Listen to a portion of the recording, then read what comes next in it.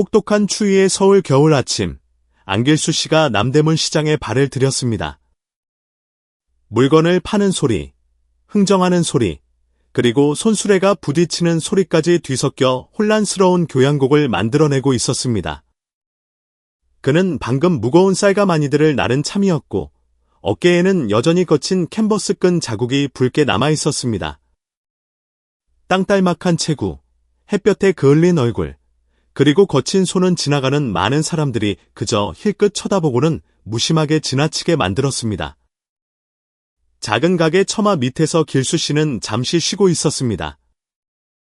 어제 힘든 하루 일과를 마치고 푼돈을 아껴 사둔 유일한 아침 식사인 찐빵 하나를 손에 들고 있었습니다.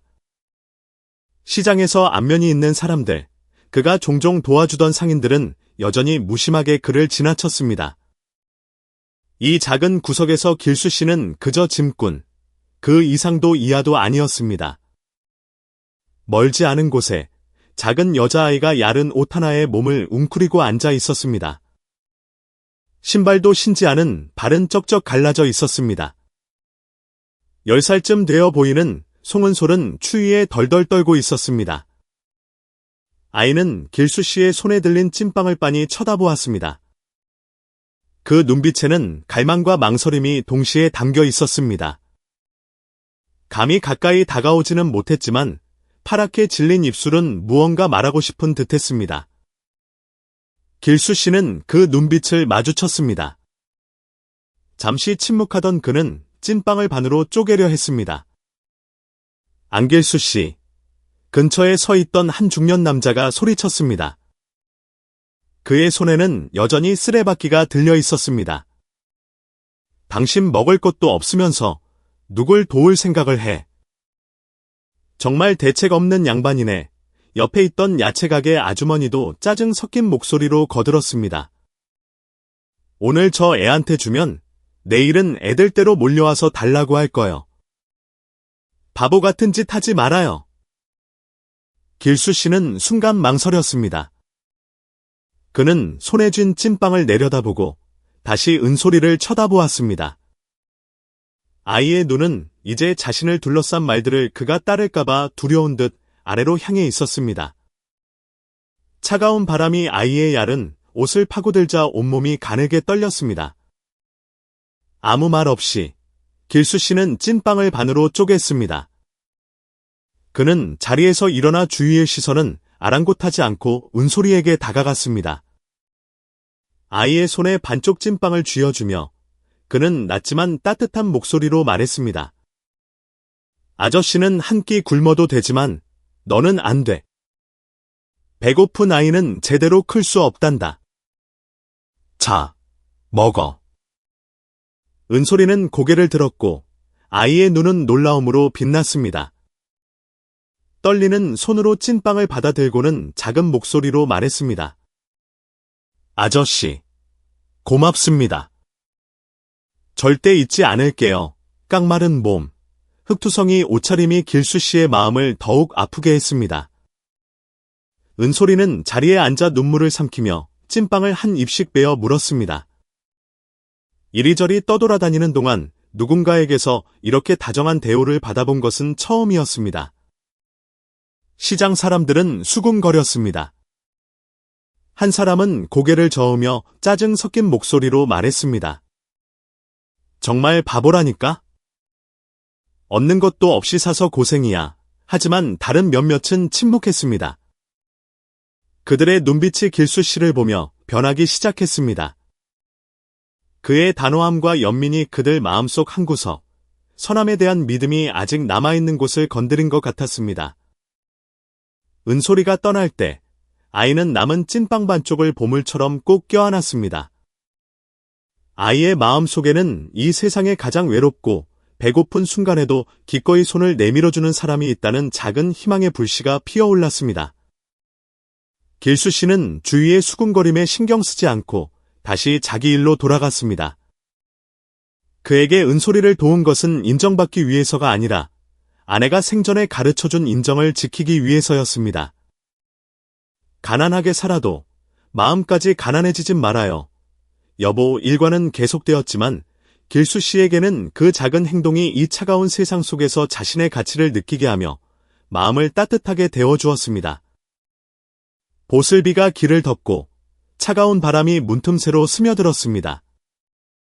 시장 근처의 낡은 여인숙 처마 밑 길수 씨는 삐걱거리는 나무 의자에 몸을 웅크리고 앉아 양철 지붕 위로 흘러내리는 빗방울을 바라보고 있었습니다.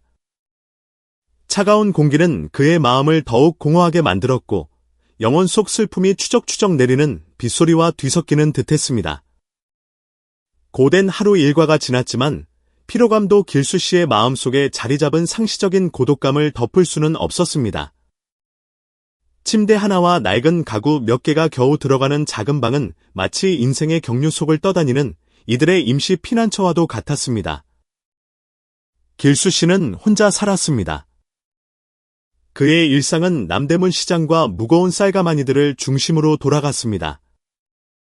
몇 가지 간단한 반찬으로 때우는 소박한 식사, 매일 밤 눕는 차가운 잠자리가 끝없는 고리처럼 이어졌습니다. 후두둑 떨어지는 빗소리는 인생의 폭풍우가 닥치기 전 한때 찬란했던 과거를 떠올리게 했습니다. 길수 씨는 눈을 감고 기억의 파도에 몸을 맡겼습니다. 그 시절, 길수 씨는 이천의 전통 목공의 마을에서 재능 있는 목수였습니다. 그는 뛰어난 솜씨뿐만 아니라 일에 대한 헌신으로도 유명했습니다. 길수 씨에게 자신이 만드는 모든 물건에는 자신의 영혼이 일부 담겨 있었습니다. 장인의 마음은 나뭇결 하나하나에 담겨 있는 법일세, 그는 종종 제자들에게 그렇게 말하곤 했습니다. 그의 손에서 탄생한 작품들은 아름다울 뿐만 아니라 견고했고, 멀리서도 사람들이 믿고 주문했습니다.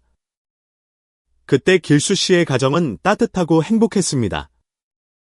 현명한 아내는 항상 그의 곁을 지키며 온 사랑을 다해 작은 가정을 돌보았습니다. 어린 아들 안우진은 그가 공방에서 돌아올 때마다 신이 나서 달려나와 아빠를 맞이했습니다. 길수 씨가 인생이 참으로 충만하다고 느꼈던 날들이었습니다. 하지만 운명의 그날, 모든 것이 변했습니다. 공방에서 일어난 심각한 작업사고로 길수 씨는 손에 큰 부상을 입었습니다. 다행히 목숨은 건졌지만 그는 직업을 잃었습니다. 그의 자부심이었던 두 손은 이제 쓸모없게 되었습니다. 그때부터 가정 형편은 점점 기울어갔습니다. 아내에게 닥친 병만은 치명타였습니다.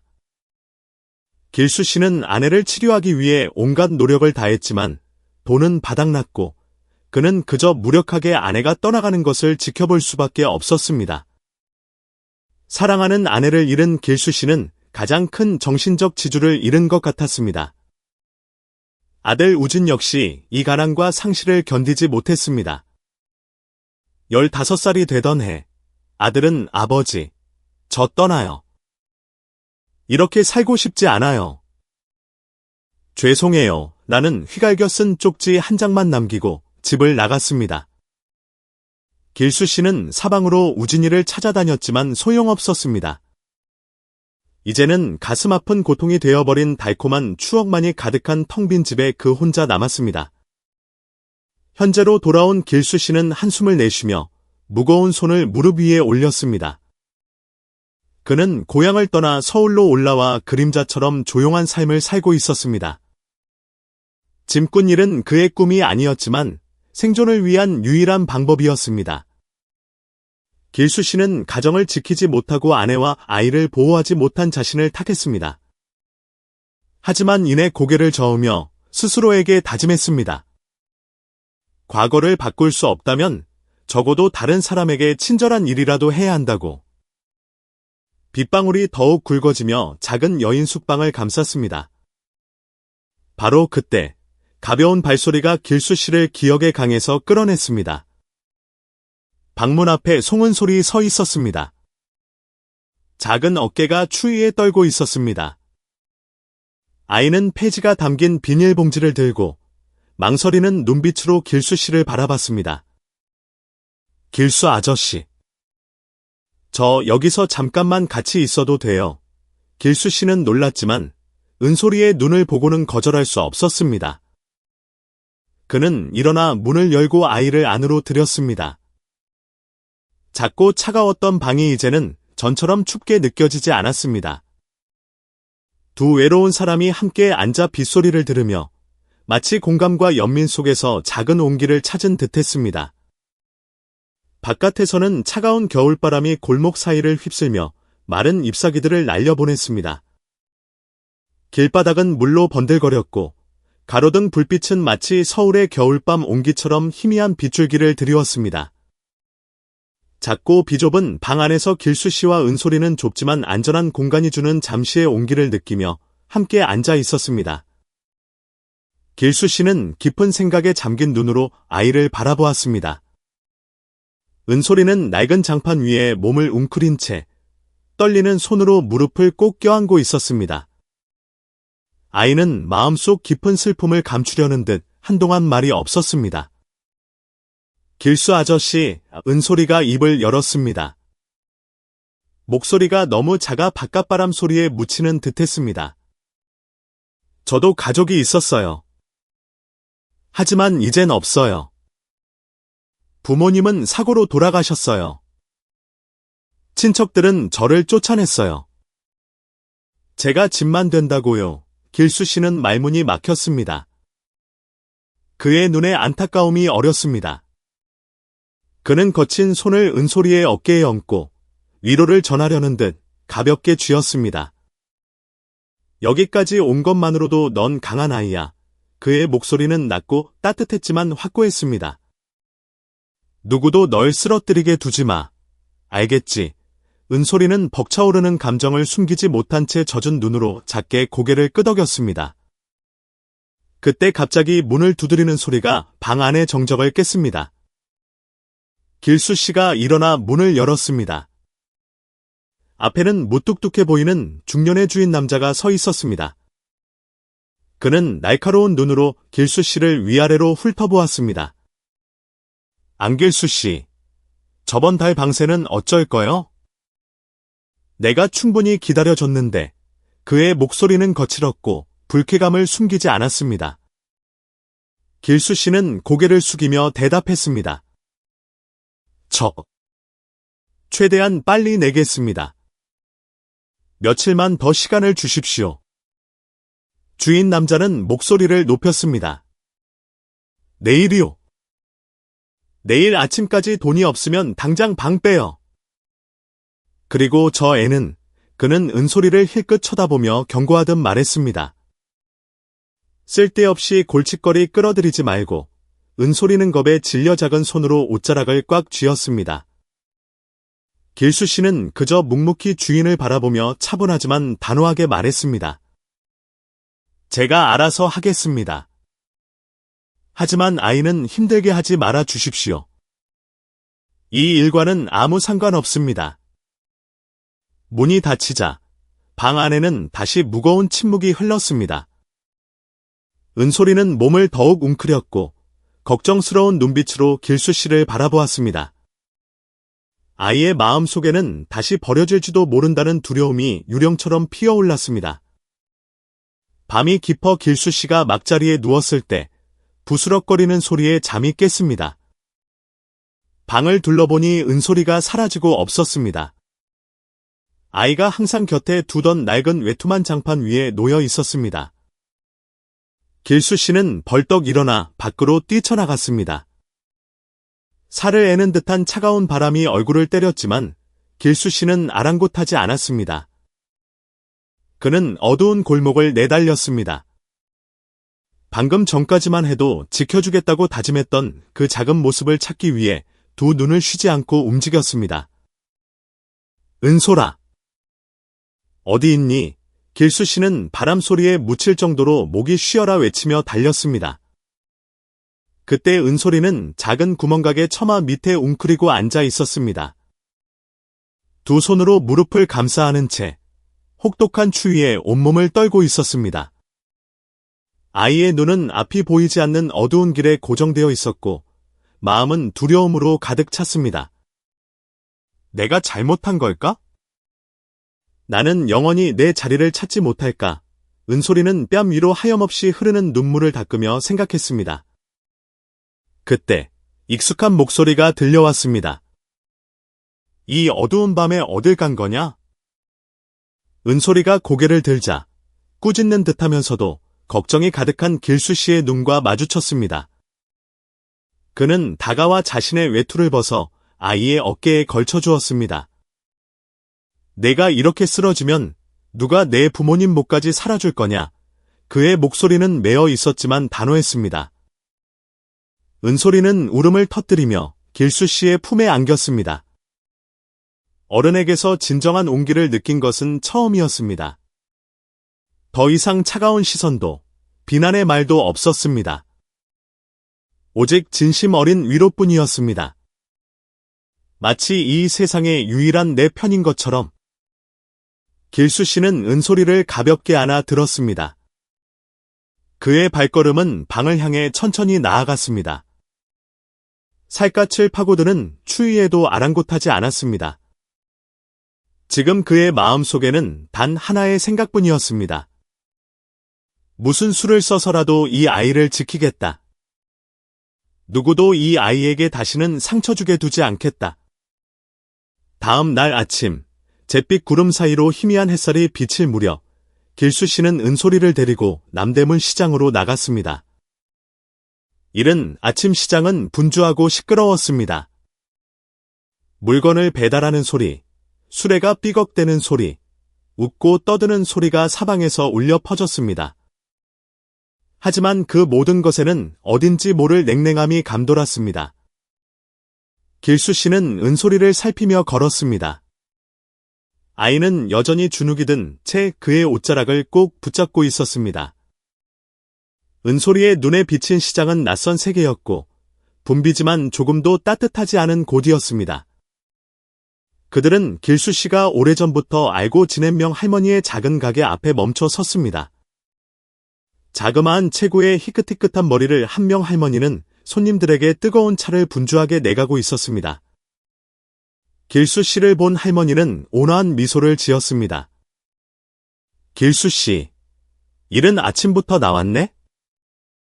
오늘은 무슨 일이야? 할머니의 시선은 길수 씨 뒤에 바짝 붙어 서 있는 은솔이에게 멈췄습니다. 이 애는 누군데 그래? 행색이 말이 아니네. 길수 씨는 한숨을 내쉬며 은솔이에 대해 집도 가족도 없는 아이와 두 사람의 현재 상황에 대해 이야기했습니다. 이야기를 다 들은 명 할머니의 눈빛은 안쓰러움으로 부드러워졌습니다. 할머니는 더 이상 아무 말도 하지 않고 조용히 안으로 들어갔습니다. 잠시 후 할머니는 김이 모락모락 나는 떡볶이 한 접시를 들고 나와 은솔이 앞에 놓았습니다. 아가, 먹어라. 명 할머니의 목소리는 따뜻했습니다.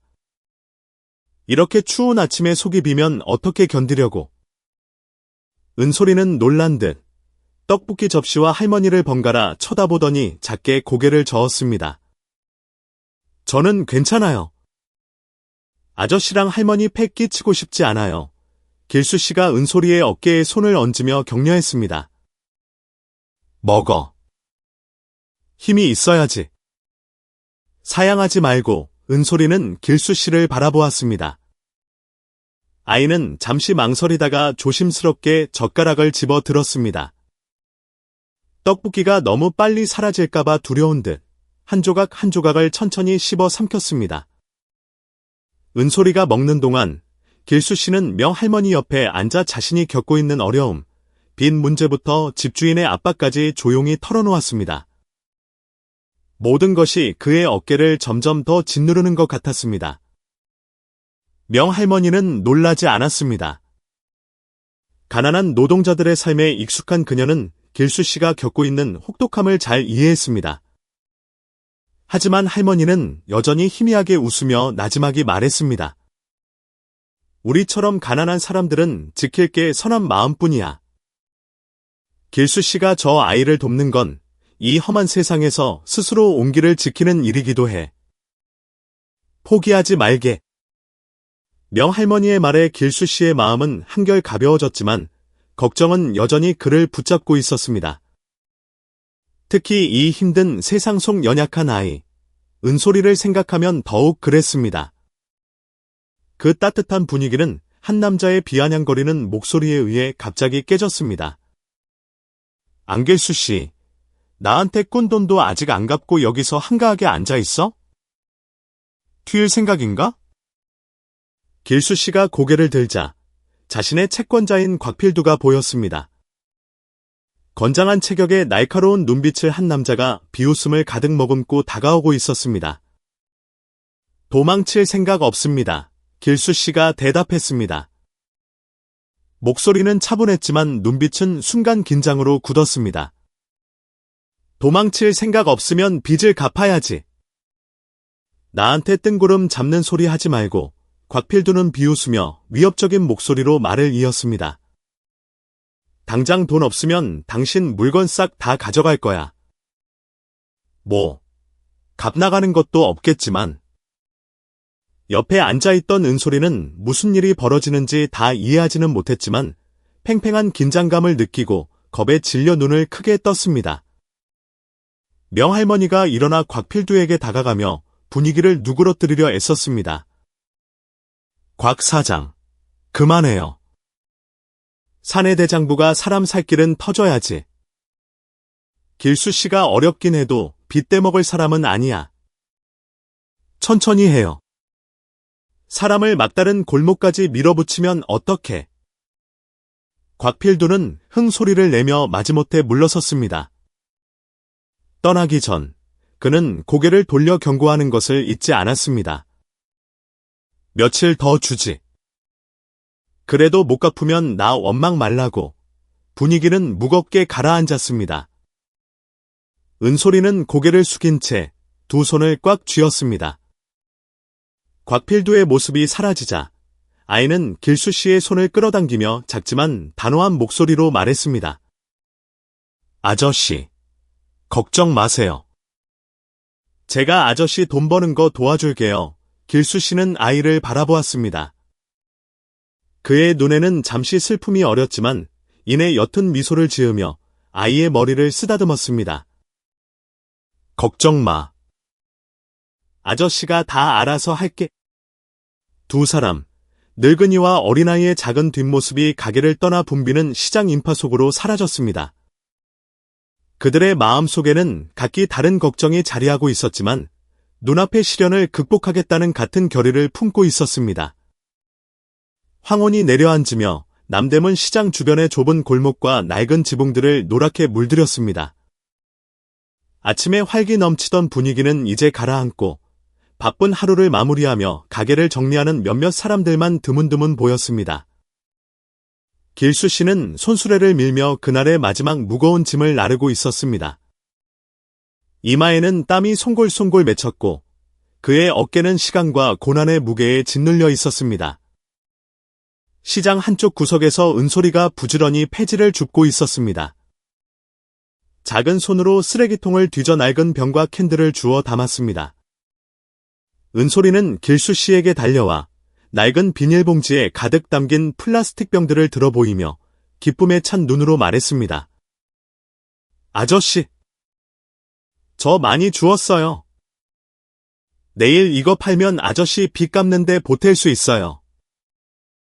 길수 씨는 하던 일을 멈추고 아이를 바라보았습니다. 그의 그을린 얼굴에 옅은 미소가 스쳤습니다. 그는 자리에 앉아 은솔이의 머리를 부드럽게 쓰다듬었습니다. 너는 그저 잘 지내고 강해지는 법만 배우면 돼. 빚 갚는 건 아저씨가 알아서 할게. 알겠지? 두 사람의 잔잔한 웃음소리는 곽필두의 갑작스러운 등장으로 끊겼습니다. 곽필두는 건장한 두 남자와 함께 위협적인 눈빛으로 다가왔습니다. 오늘이 마지막 날이야. 안길수 씨. 곽필두가 목소리를 높이며 다가왔습니다. 언제까지 빚대 먹을 셈이야? 돈 못 갚으면 나 원망하지 말라고. 은솔이는 겁에 질린 눈으로 길수 씨 뒤에 숨었습니다. 길수 씨는 아이 앞을 가로막고 서서 곽필두와 정면으로 시선을 맞췄습니다. 도망가지 않습니다. 그의 목소리는 낮고 단호했습니다. 시간을 조금만 더 주시면 반드시 다 갚겠습니다. 하지만 지금은 안 됩니다. 곽필두는 비웃음을 날리더니 함께 온 두 남자에게 눈짓했습니다. 그들은 길수 씨의 필사적인 저항에도 불구하고 그의 낡은 손수레를 번쩍 들어 올렸습니다. 제발 수레는 가져가지 마십시오. 이게 제 유일한 밥줄입니다. 길수 씨가 절박하게 외쳤습니다. 가난한 게 빚을 안 갚아도 되는 이유는 안 돼. 곽필두가 차갑게 대꾸했습니다. 갚고 싶으면 돈을 벌어. 누구 동정심에 기대지 말고. 은솔이는 참지 못하고 달려나와 곽필두의 손을 잡고 눈물 어린 눈으로 애원했습니다. 제발 아저씨 수레 가져가지 마세요. 아저씨는 저걸로 일해서 돈 벌어야 해요. 제발요. 곽필두는 무심한 눈으로 아이를 쳐다보더니 넓은 시장 한가운데 상처 입은 두 사람을 남겨둔 채 돌아서 가버렸습니다. 곽필두의 모습이 사라지자 은솔이는 길수 씨를 돌아보며 결의에 찬 눈빛으로 말했습니다. 아저씨, 저 사람들이 아저씨를 괴롭히게 두지 않을 거예요. 내일부터 제가 폐지를 더 많이 주울게요. 우리 같이 빚 갚아요. 길수 씨는 은솔이를 물끄러미 바라보았습니다. 아이의 순진하지만 굳센 말에 그는 감동하면서도 마음이 아팠습니다. 그는 아이를 가볍게 안아주며 슬픔이 깃들었지만 단호한 목소리로 말했습니다. 우리는 이겨낼 수 있을 거야, 얘야. 그날 밤, 어두컴컴한 새방에서 길수 씨는 조용히 앉아 방 안을 둘러보았습니다. 그의 시선은 낡은 손수레가 항상 놓여있던 방구석에 머물렀습니다. 그것은 사라졌지만 그 형체는 마치 그의 기억 속의 낙인처럼 찍혀 있었습니다. 길수 씨는 눈을 감고 아내가 죽기 전 했던 말을 떠올렸습니다. 아무리 힘들어도 당신은 선한 마음을 지켜야 해요. 어려움이 당신의 마음을 흐리게 두지 말아요. 그 말들은 그의 마음속에 희미한 희망의 불꽃을 지폈습니다. 그는 아무리 힘들어도 은솔이가 고통받게 두지는 않겠다고 다짐했습니다. 방 한쪽 구석에서 은솔이는 자신이 가진 몇 안 되는 낡은 옷을 조용히 개고 있었습니다. 아이는 길수 씨를 바라보며 나지막이 말했습니다. 아저씨, 걱정 마세요. 우린 포기하지 않을 거예요. 작지만 강인한 두 사람이 혹독한 삶의 시련에 함께 맞서는 모습 위로 내일에 대한 희미한 희망을 품은 채 기나긴 하루가 저물었습니다. 이른 아침 남대문 시장은 술에 구르는 소리와 상인들의 외침으로 활기를 띠기 시작했습니다. 하지만 길수 씨에게 오늘은 어제와 같지 않았습니다. 그의 유일한 손수레가 사라졌고 이미 힘겨웠던 삶의 거대한 공백이 생겼습니다. 길수 씨는 희미한 희망이라도 찾아보려 가게들을 지나쳤습니다. 그는 예전에 짐을 실어주던 단골 과일 가게 앞에 멈춰 섰습니다.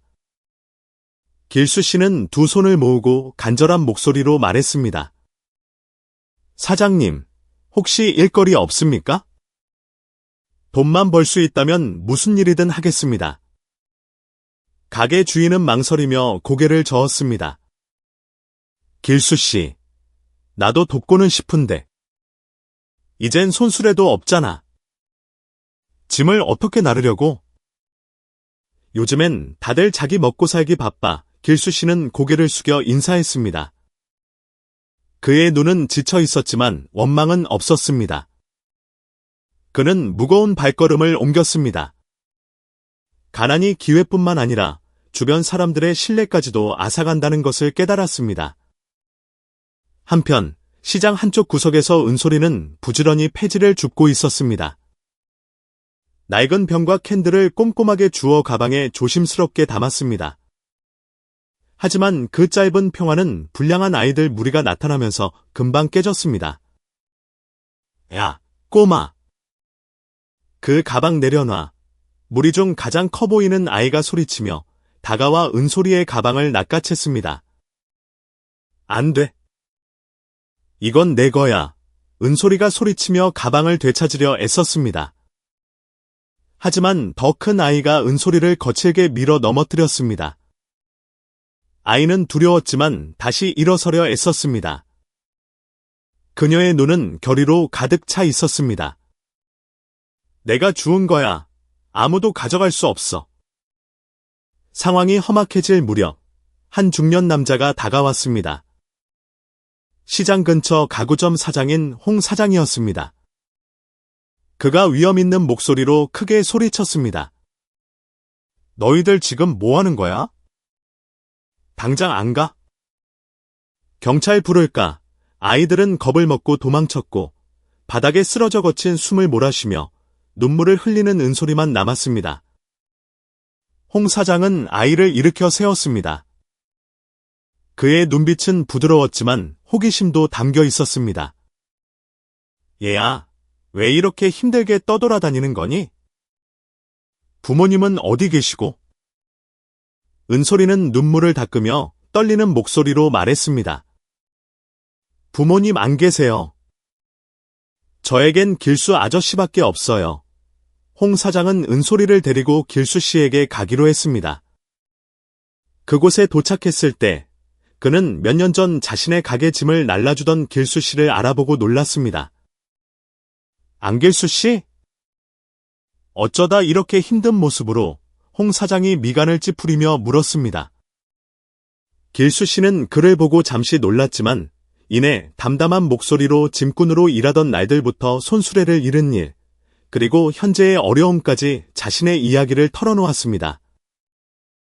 홍 사장은 깊은 생각에 잠겼다가 낮지만 확신에 찬 목소리로 말했습니다. 당신처럼 가난 속에서도 선한 마음을 지키는 사람은 다시 일어설 기회를 가질 자격이 있습니다. 제가 도울 방법을 생각해보죠. 그날 저녁, 비좁은 새방에서 길수 씨는 낡은 잠자리에 누워 뒤척였습니다. 홍 사장의 말이 귓가에 맴돌았지만 동시에 실망할지도 모른다는 두려움이 밀려왔습니다. 정말 나에게도 기회가 올까? 아니면 그저 헛된 희망일까?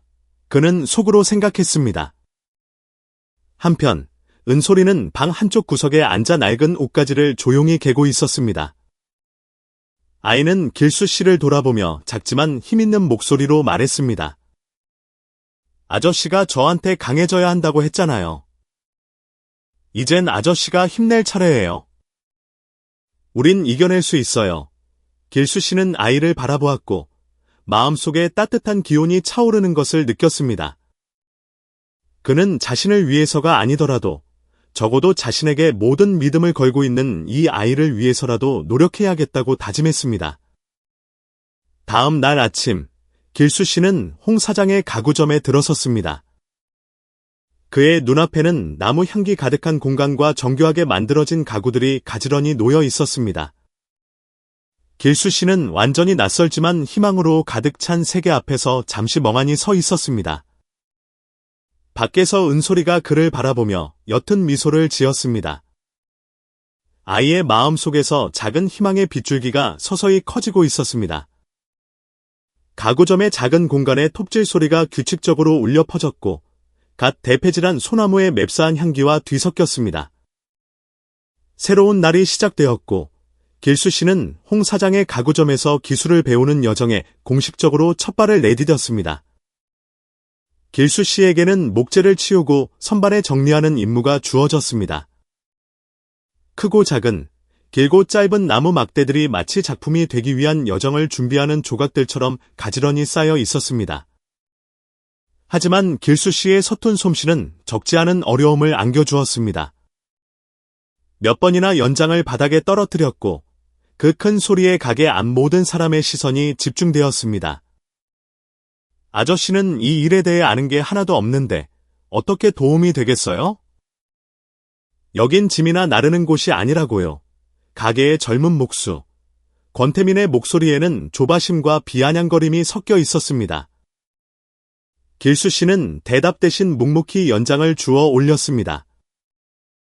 그의 눈에는 인내심이 가득했습니다. 집에 돌아오자 은솔이가 길수 씨에게 달려왔습니다. 아이는 그의 얼굴에 서린 피로감을 알아챘습니다. 거칠었던 손에는 이제 몇 개의 긁힌 상처까지 더해져 있었습니다. 저 사람들 말에 기죽지 마세요. 전 아저씨가 해낼 거라고 믿어요. 은솔이의 목소리는 낭낭했고 그 눈은 결의로 빛났습니다. 그 단순한 격려의 말이 길수 씨에게는 큰 힘이 되었습니다. 그는 은솔이의 작은 손을 가볍게 쥐며 다짐했습니다. 너를 위해서라도 절대 포기하지 않을게. 다음 날, 홍 사장은 길수 씨를 가게 한쪽 구석, 기본 목공 연장들이 있는 곳으로 데려갔습니다. 이 일은 손재주만 필요한 게 아니라 굳건한 마음도 필요합니다.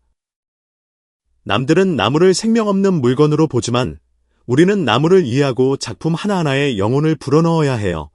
길수 씨는 한마디 한마디를 집중해서 들었습니다. 그의 눈이 빛나기 시작했습니다. 몇 년 만에 처음으로 그는 희망이 마음속에 스며드는 것을 느꼈습니다. 하지만 모든 사람이 홍 사장의 도움을 반긴 것은 아니었습니다. 왜 저런 짐꾼한테 시간을 낭비하는 거야? 과연 뭘 해낼 수 있을지 두고 보자고 가게의 오래된 목수인 강 씨가 동료에게 툭 내뱉었습니다.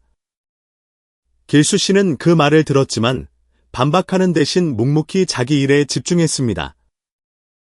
연장을 쥔 그의 손에 더욱 힘이 들어갔습니다.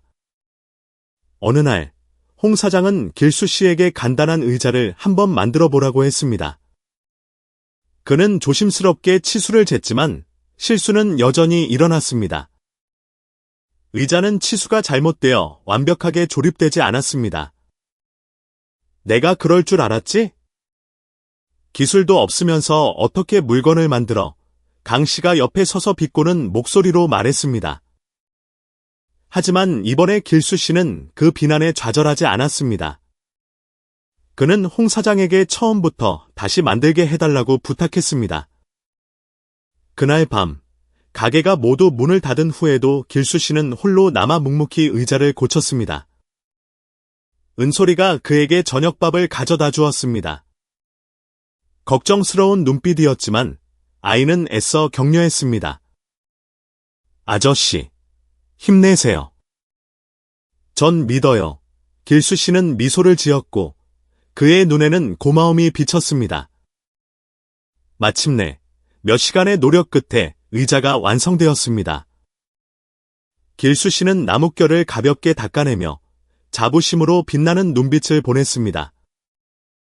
다음 날 아침, 그가 가게 한쪽에 의자를 놓았을 때 홍 사장이 다가와 살펴보더니 고개를 끄덕였습니다. 완벽하진 않지만 좋은 시작입니다. 길수 씨. 꾸준히 하세요. 이 일은 서두른다고 되는 게 아니니까.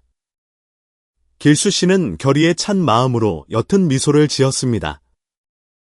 아침 햇살이 가구점 창문을 부드럽게 통과하며 반짝이는 나뭇결 위로 쏟아졌습니다.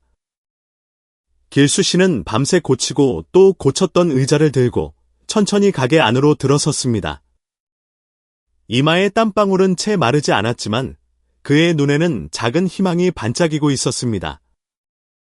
길수 씨는 홍 사장 앞에 의자를 놓았습니다.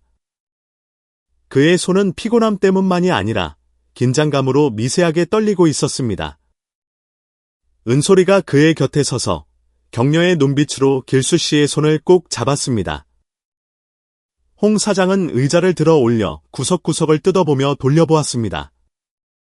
침묵의 시간은 길수 씨에게 마치 시험처럼 길게 느껴졌습니다. 이윽고 홍 사장이 고개를 끄덕이며 옅은 미소를 지었습니다.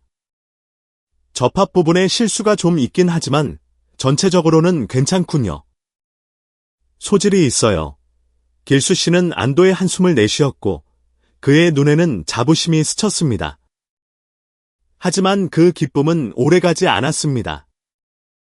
가게의 터줏대감인 강 씨가 다가와 무심한 표정으로 의자를 쳐다보며 말했습니다. 기술자들이 만든 거랑 비교하면 아직 멀었지. 그래도 노력은 가상하네. 뒤편에서 또 다른 목소리가 들려왔습니다. 길수 아저씨, 진짜 해내실 줄은 몰랐네요. 제가 아저씨를 너무 얕봤나 봅니다. 이전에 길수 씨를 비웃었던 젊은 목수, 권태민이 처음으로 그의 노력을 인정한 것입니다. 은솔이가 기뻐하며 달려와 길수 씨를 힘껏 껴안았습니다. 제가 말했잖아요. 아저씨는 할 수 있다고요. 전 아저씨가 해낼 줄 알았어요. 은솔이의 단순한 격려의 말이 길수 씨의 마음을 따뜻하게 데워주었습니다. 그는 옅은 미소를 지으며 가볍게 고개를 끄덕였습니다. 홍 사장이 다가와 길수 씨의 어깨에 손을 얹었습니다. 이 의자는 시작입니다. 하지만 더 나아가고 싶다면 디자인과 마감 기술을 더 배워야 합니다. 제가 작은 프로젝트를 하나 맡기죠. 그것은 정확한 치수와 미적 감각을 요구하는 간단한 수납장이었습니다. 길수 씨는 설렘과 걱정이 뒤섞인 마음으로 임무를 받았습니다. 하지만 일은 처음부터 순조롭지 않았습니다.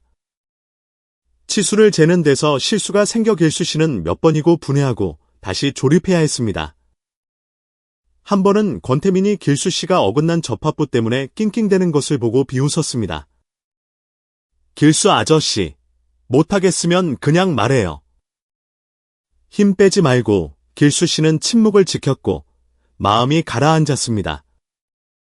하지만 그가 고개를 돌렸을 때 구석에서 부지런히 나무 조각을 줍고 있는 은솔이가 보였습니다. 아이의 눈에는 인내와 결의가 가득했습니다. 그는 포기할 수 없다는 것을 알았습니다. 그날 밤, 길수 씨는 미완성인 수납장 옆에 홀로 앉아 있었습니다. 은솔이가 그에게 식은 밥 한 그릇을 가져다 주고는 곁에 앉아 조용히 정리를 도왔습니다. 아저씨가 저한테 강해져야 한다고 했잖아요. 이젠 아저씨 차례예요. 우린 이겨낼 수 있어요. 은솔이의 말이 조용한 공간에 울려 퍼졌고 길수 씨 자신에게 하는 다짐처럼 들렸습니다. 마침내 며칠간의 노력 끝에 수납장이 완성되었습니다. 길수 씨는 수납장의 구석구석을 조심스럽게 닦아냈고 그의 눈은 자부심과 희망으로 빛났습니다. 다음 날 아침, 홍 사장은 수납장 앞에 서서 꼼꼼하게 살폈습니다. 그리고는 길수 씨를 돌아보며 미소 지었습니다. 기대한 것보다 훨씬 잘했군요. 기억하세요. 모든 것은 스스로를 믿는 데서부터 시작됩니다. 수납장 앞에 서서 나뭇결을 가만히 쓸어보는 길수 씨의 모습, 희망으로 가득 찬 그의 눈빛과 함께 감동적인 장이 마무리되었습니다. 주말을 맞은 홍 사장의 가구점은 평소보다 더 분주했습니다. 톱질 소리, 망치 소리가 쉴 새 없이 울려 퍼졌습니다. 중요한 고객의 대량 주문으로 가게 앞 모든 사람이 바쁘게 움직이고 있었습니다. 길수 씨도 그 바쁜 흐름에 합류했지만 그의 눈에는 여전히 약간의 걱정이 서려 있었습니다. 그때 소박하지만 고급스러운 차림새의 젊은 여성이 가게 문을 열고 들어섰습니다. 그녀의 시선은 가구 하나하나를 훑어보다가 정교하게 조각된 나무 테이블에서 멈췄습니다. 홍 사장이 재빨리 다가가 인사했습니다. 어서 오십시오. 사장입니다. 혹시 특별히 찾으시는 제품이 있으신가요? 여성은 가볍게 고개를 끄덕였습니다. 자선센터에 기증할 목재 테이블과 의자 세트를 맞추고 싶어요. 하지만 아주 특별하고 고유한 멋이 담겨 있었으면 합니다. 홍 사장은 고개를 끄덕이며 귀 기울여 들었습니다. 길수 씨는 가게 한쪽 구석에 서서 조용히 그 모습을 지켜보고 있었습니다. 나무 테이블의 섬세한 선들을 보며 그는 자신을 기다리는 도전을 직감했습니다. 고객이 떠난 후 홍 사장은 모두를 불러 모아 주문에 대해 설명했습니다. 그는 길수 씨를 돌아보며 낮지만 진지한 목소리로 말했습니다. 길수 씨, 의자 다리에 들어갈 문양 조각을 맡아줬으면 합니다. 큰 도전이 되겠지만 나는 길수 씨가 해낼 수 있다고 믿습니다. 길수 씨는 순간 멈칫했고 무의식적으로 손에 쥔 수건을 꽉 쥐었습니다. 이렇게 중요한 일을 맡게 된 것은 처음이었습니다. 옆에 서 있던 은솔이가 빛나는 눈으로 말했습니다. 아저씨, 전에도 생각지 못했던 일들을 해냈잖아요. 이것도 마찬가지일 거예요. 전 아저씨를 믿어요. 한때 길수 씨를 의심했던 젊은 목수 권태민이 뜻밖의 다가왔습니다. 그는 길수 씨 앞에 간단한 꽃 문양 견본을 놓으며 기본적인 조각 기술을 설명했습니다. 제가 처음 배울 때 시작했던 방식이에요. 필요하시면 더 알려드릴게요. 길수 씨는 태민의 달라진 태도에 놀랐습니다. 태민은 옅은 미소를 지으며 말했습니다. 아저씨가 아무것도 못할 거라고 생각했던 제가 틀렸어요. 이젠 아저씨를 도와서 우리 가게 전체가 발전했으면 좋겠어요. 길수 씨가 작업에 집중하는 동안 은솔이는 가게 안을 분주하게 돌아다니며 사람들에게 물과 간식을 가져다 주었습니다. 아이의 순수함이 가게 안에 딱딱하고 건조한 분위기를 서서히 녹였습니다. 명할머니도 방문하여 은솔이와 길수 씨에게 따뜻한 떡볶이를 가져다 주었습니다. 할머니는 길수 씨에게 나지막이 속삭였습니다. 열심히 해요. 하늘은 선한 일을 하는 사람을 절대 저버리지 않으니까. 하지만 모든 것이 순조롭지만은 않았습니다. 조각을 하던 중 길수 씨는 작은 실수를 저질러 의자 다리 한쪽이 어긋나게 되었습니다. 그는 망연자실한 표정으로 조각돌을 내려놓았고 그의 눈은 절망감으로 가득 찼습니다. 은솔이가 재빨리 달려와 길수 씨의 손을 잡았습니다. 아저씨가 저한테 포기하지 말라고 했잖아요. 이젠 아저씨도 포기하면 안 돼요. 틀렸으면 고치면 되죠. 우린 할 수 있어요. 은솔이의 말은 강력한 자극제가 되었고 길수 씨는 천천히 고개를 끄덕이며 흐트러졌던 집중력을 되찾았습니다. 길수 씨는 실수를 만회하기 위해 밤을 새워 작업했습니다. 처음에 서툴렀던 조각선은 점차 날카롭고 섬세해졌습니다. 은솔이는 그의 곁에 조용히 앉아 나무 조각들을 치우며 길수 씨의 손동작 하나하나를 지켜보았습니다. 다음 날 아침, 길수 씨는 완성된 의자 다리를 홍 사장 앞에 가져갔습니다. 고객도 확인을 위해 다시 방문했습니다.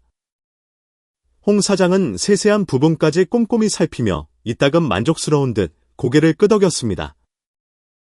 여성 고객도 미소를 지으며 말했습니다. 이건 정말 진정한 목수의 땀이 담긴 작품이네요.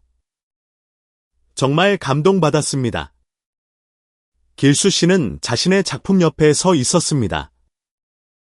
그의 눈은 희망으로 밝게 빛나고 있었습니다. 아직 배울 것이 많았지만 그는 자신을 되찾는 여정에서 큰 걸음을 내디뎠다는 것을 알았습니다. 희미한 오후의 햇살이 붐비는 거리를 비추었지만 가난한 주택가 한쪽에 자리한 자선센터는 아이들의 웃음소리로 활기가 넘쳤습니다. 길수 씨는 자신이 참여해 만든 가구 세트를 실은 작은 트럭 옆에 조용히 서 있었습니다. 은솔이가 그 곁에서 설렘과 자부심이 가득한 눈으로 서 있었습니다.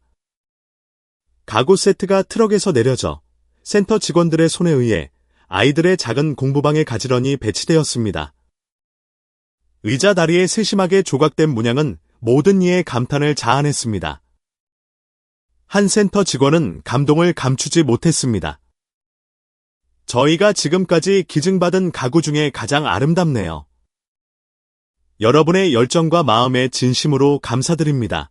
길수 씨는 고개를 숙여 감사를 표했지만 그의 눈에는 낯선 자부심이 빛나고 있었습니다. 이런 기분을 느껴본 지 얼마나 오래되었던가. 은솔이가 길수 씨의 손을 살며시 끌어당기며 환하게 웃었습니다. 거봐요, 아저씨. 제가 말했잖아요. 아저씨는 할 수 있다고요. 기증식이 끝나갈 무렵 길수 씨는 방 한쪽에 서 있는 익숙한 모습의 나이든 여성, 양 여사와 우연히 마주쳤습니다. 그녀는 길수 씨를 보고 놀란 눈치였습니다. 당신, 혹시 길수 씨 아니세요? 길수 씨가 돌아보자 그 역시 놀라움을 금치 못했습니다.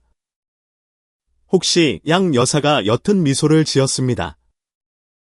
저 양 씨예요? 당신 아내의 오랜 친구였죠.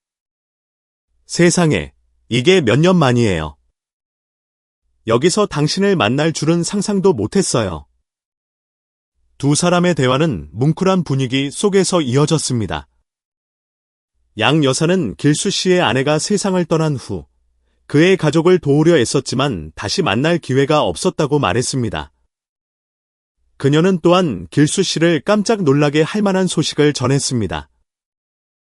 듣자 하니 그때 집을 나갔던 당신 아들이 강원도에 있는 아동복지시설로 보내졌다고 하던데 혹시 모르셨어요?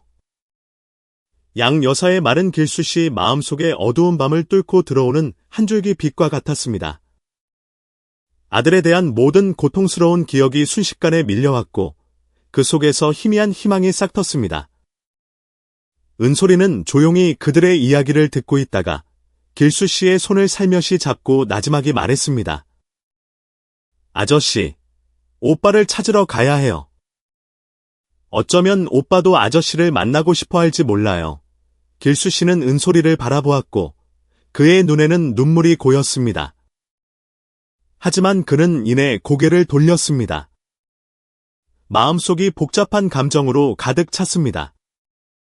그날 저녁, 가구점으로 돌아온 길수 씨는 홍 사장에게 오늘 들은 이야기를 털어놓았습니다. 홍 사장은 한동안 깊은 생각에 잠겨 있다가 말했습니다. 만약 이것이 당신의 과거를 정리할 기회라면 그렇게 하세요. 아들을 찾는 동안 휴가를 드리겠습니다. 길수 씨는 당황했습니다. 하지만 은솔이는 아이를 혼자 둘 수는 없습니다. 은솔이가 재빨리 그의 말을 가로막았습니다. 아저씨, 제 걱정은 마세요. 저 혼자 잘할 수 있어요.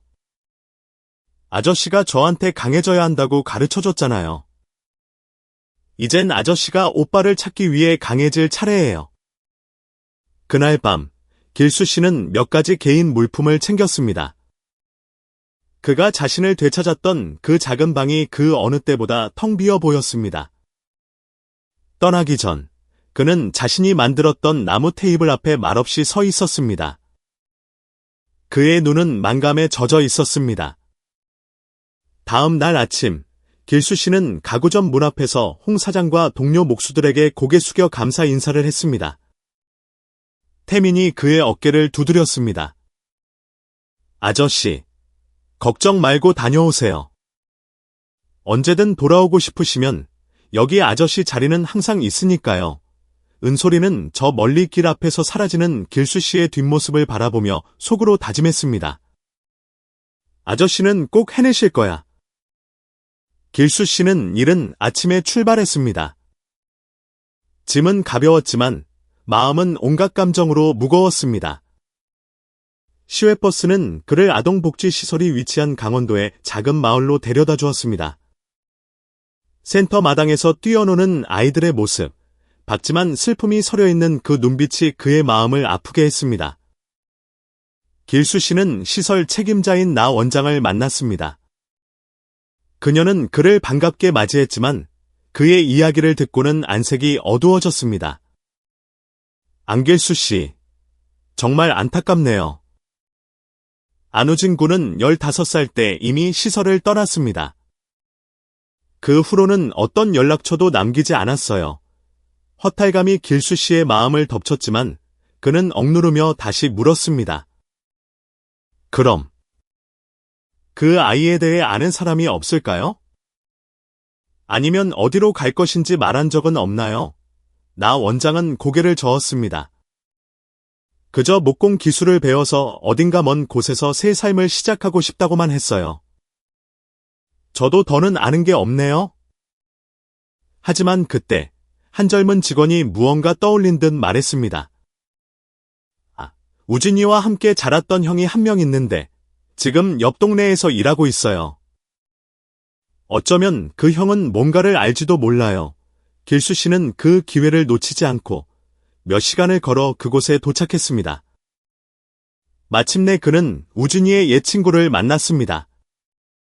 그 친구는 기억을 더듬었습니다. 우진이가 목공소에 가서 기술을 배울 거라고 했어요. 하지만 그 공방이 어디 있는지는 그냥 사장님이 옆마을에 살던 할아버지였다는 것만 기억나요. 길수 씨는 걱정과 희망이 뒤섞인 마음으로 다시 길을 나섰습니다. 그는 오래된 목공소를 찾아갔지만 우진이를 만날 수는 없었습니다. 대신 공방의 늙은 주인이 말했습니다. 우진이 말인가? 그 녀석 아주 똑똑하고 성실하고 착했지. 하지만 2년 전에 도시로 일하러 떠났어. 내 공방은 너무 작아서 그런 인재를 붙잡아 둘 수가 없었지. 한마디 한마디가 길수 씨의 마음에 상처를 냈지만 동시에 그것은 그가 멈추지 않을 동력이 되었습니다.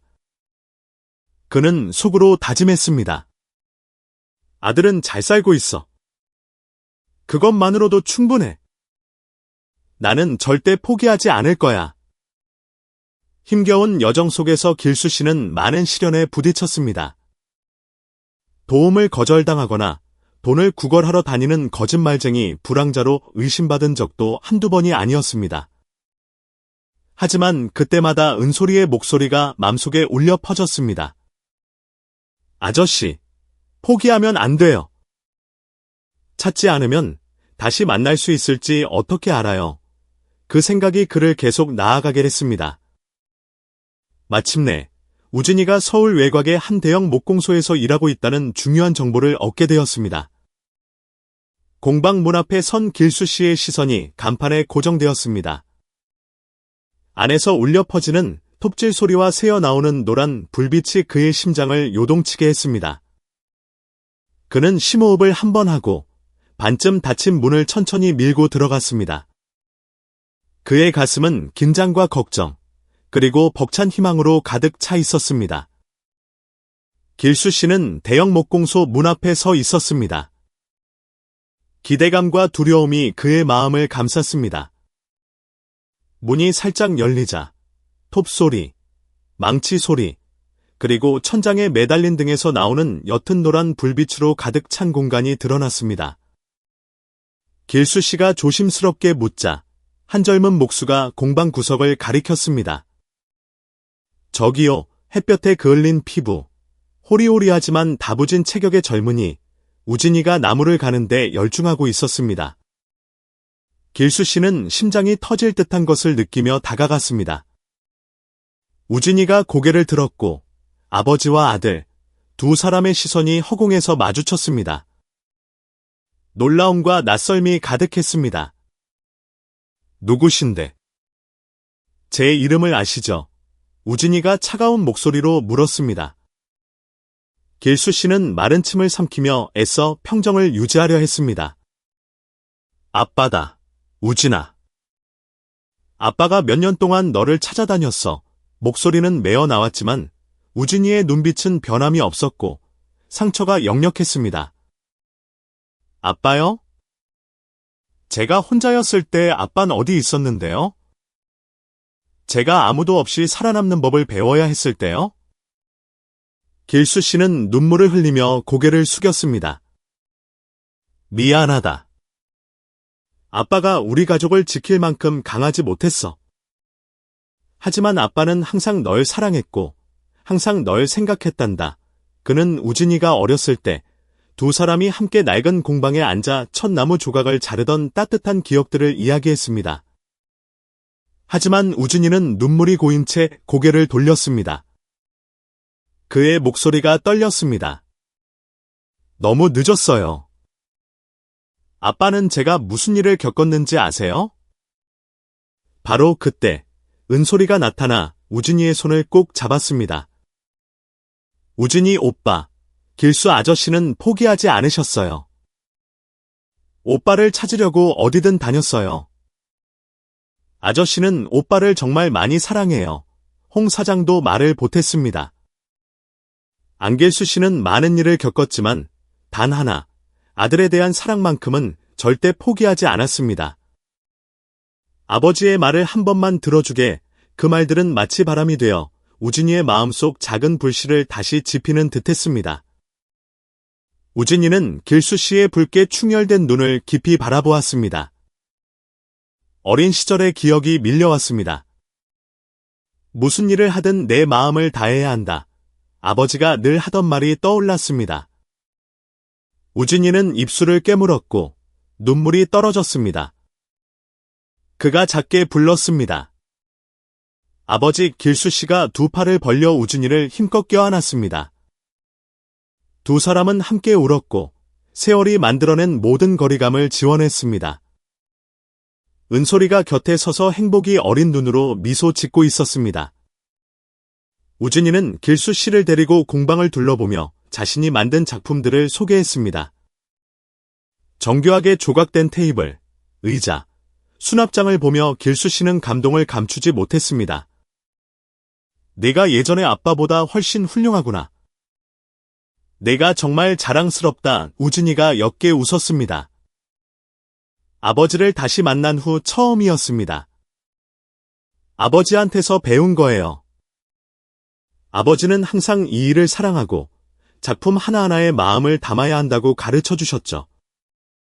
화해한 후 길수 씨는 우진이 그리고 은솔이와 함께 살기로 결심하고 잃어버렸던 가족의 따뜻함을 되찾았습니다. 그들은 서울 외곽의 작은 집을 수리했고 세 사람은 그곳에서 새로운 삶을 시작했습니다. 홍 사장은 길수 씨와 우진이가 작은 목공방을 열 수 있도록 도왔습니다. 그곳에서 두 사람은 함께 일하며 어려운 젊은이들에게 기술을 전수했습니다. 은솔이는 학교에 다니게 되었고 부자가 계속 노력할 수 있는 원동력이 되어 주었습니다. 노을이 지는 오후 세 사람은 목공방 앞에 서서 인심목공소, 희망과 사랑을 밝히는 곳이라고 새겨진 새 간판을 함께 걸었습니다. 길수 씨와 은솔이 그리고 우진이의 이야기는 단순히 가족을 되찾는 여정이 아니라 인내와 사랑, 그리고 절대 포기하지 않는 마음에 대한 깊은 교훈을 줍니다. 인생에는 되돌릴 수 없을 것 같은 상실과 실수가 있지만 바로 그 사랑과 선함이 모든 것을 치유할 기회를 가져다 줍니다. 자신도 어려운 상황에서 은솔이에게 찐빵을 나눠준 길수 씨의 희생을 통해 우리는 연민이란 단순히 남을 돕는 행위가 아니라 가장 혹독한 순간에도 우리 자신의 마음을 지키는 방법임을 배웁니다. 그리고 아버지에게 돌아온 우진이의 여정은 삶이 아무리 혹독할지라도 우리가 기회만 준다면 가족애라는 불씨는 여전히 타오르고 있음을 보여줍니다. 자신도 힘든 상황에서 유일한 찐빵을 은솔이에게 나눠준 길수 씨의 결정에 대해 여러분은 어떻게 생각하시나요? 만약 당신이 우진이의 입장이었다면 그렇게 오랜 세월이 흐른 뒤 아버지를 용서하고 다시 돌아올 수 있었을까요? 아래 댓글로 여러분의 의견을 공유해주세요. 다음에도 이어질 의미 있고 인간적인 이야기들을 놓치지 않도록 채널 구독 잊지 마시고요. 함께 해주시고 들어주셔서 감사합니다.